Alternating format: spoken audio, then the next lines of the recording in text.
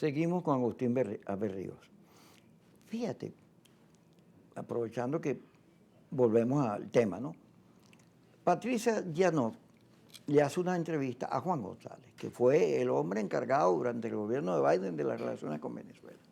Y él ahí, wow, lo que él les pone allí es conocimiento. O sea, él termina conociendo el conflicto venezolano.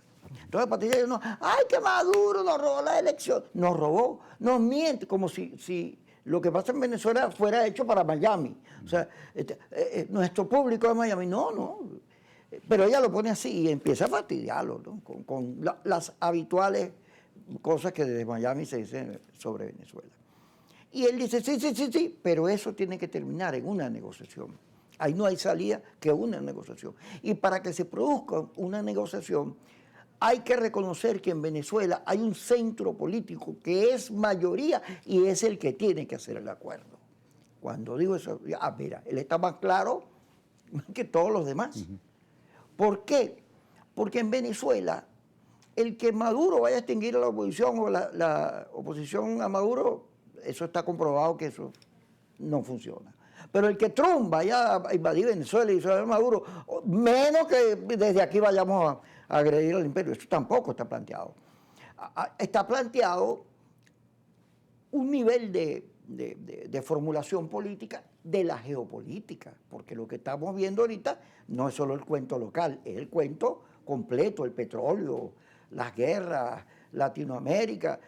Cuando él desertifica a Colombia, fíjate lo que ocurre con Petro, ¿no? Petro va a la Naciones Unidas y se le para y lo reta, tanto que le quitaron la visa. O sea, aquí hay un problema complejo que no solo se limita a lo nuestro. Cuando se dice que Venezuela tiene coltán, tierras raras, petróleo, sí, todo eso es verdad, pero es un pueblo pobre, de una economía chiquita. Entonces, aquí está planteado pensar.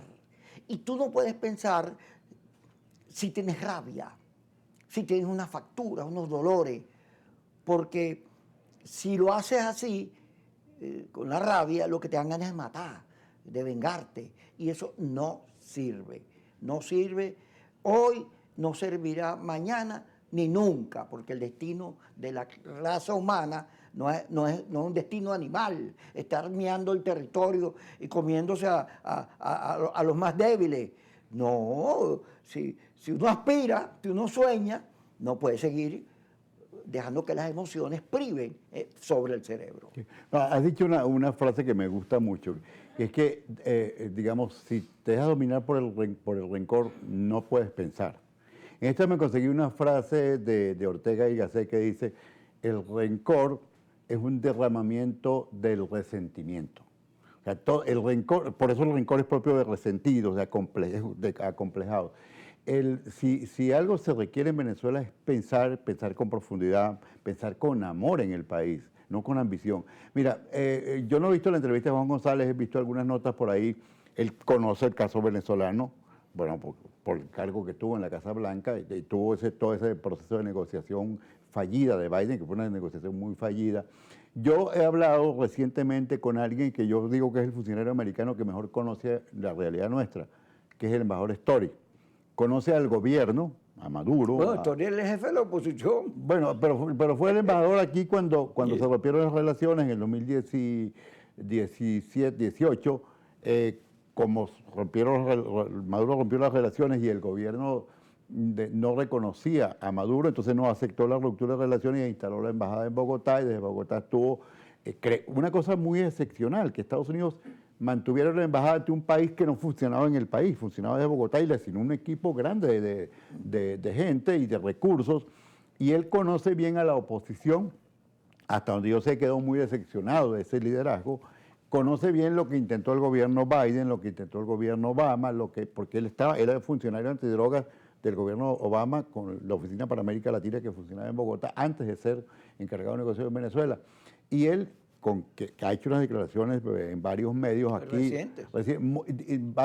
con este mismo argumento de que esto en Venezuela la única vía es una negociación. Ahora, tiene que ser una negociación en serio.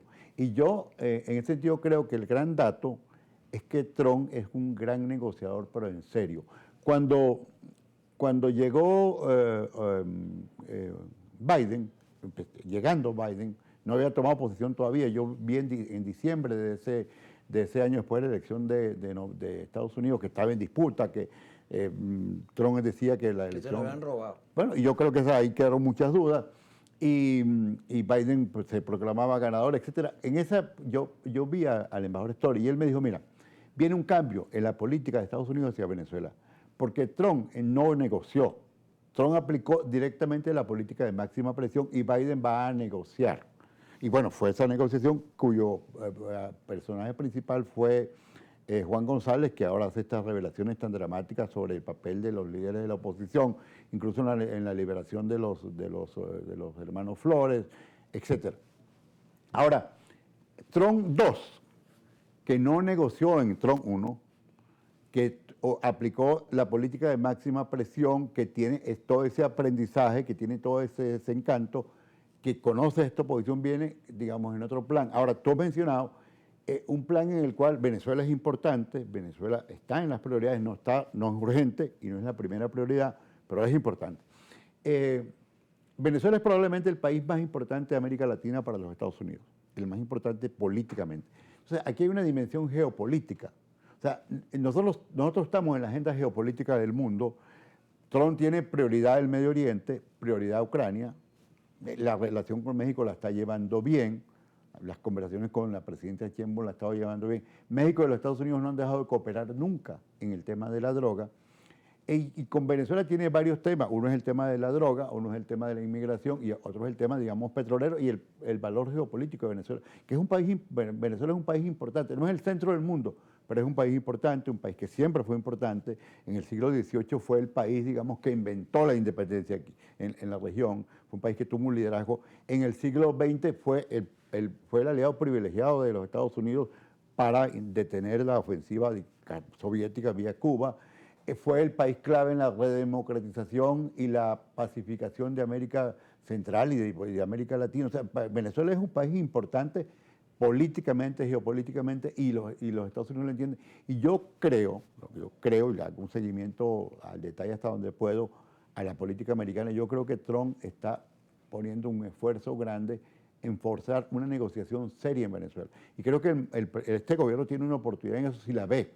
Ahora, si lo ve bien, si se deja llevar por telarañas ideológicas, si se deja llevar por consejos que no funcionan, porque vamos a llamarla el know-how cubano frente a lidiar con los Estados Unidos no le sirve de nada.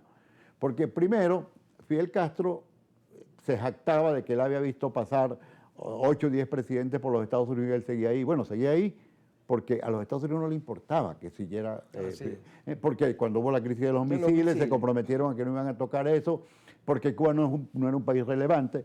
Ahora, Venezuela sí lo es y con Trump es distinto. Yo creo que si el gobierno entiende que con Trump es distinto y que hay una oportunidad, puede realmente hacer una negociación seria con el gobierno americano. Vamos al corte y ya regresamos con Agustín Aberrío.